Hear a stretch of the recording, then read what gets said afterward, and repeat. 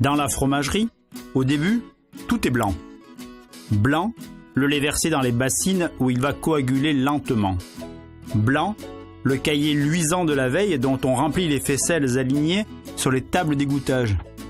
Blanche, les tomes fraîchement démoulés sur les grilles où elles finissent de ressuyer. Mais blanc ne veut pas dire stérile.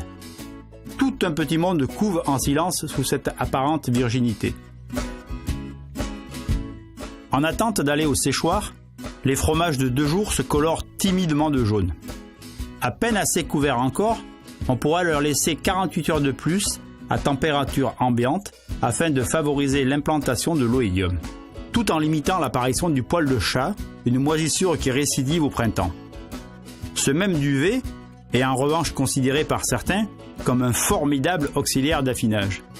Il maintient l'humidité à la surface des picodons et permet leur colonisation par le Penicillium album.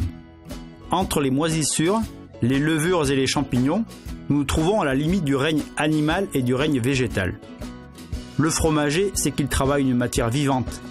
Chaque jour, il observe, goûte, compare, apprend. Il adapte sa pratique aux conditions du moment, depuis la nourriture des chèvres jusqu'au temps de séchage et d'affinage. Il apprivoise quotidiennement le microcosme intrépide et spontané de sa fromagerie. Après le jaune, vient le bleu, puis le brun. Serrés dans des panières qui partiront pour le marché du lendemain, des picodons déjà mûrs finissent de s'affiner tranquillement.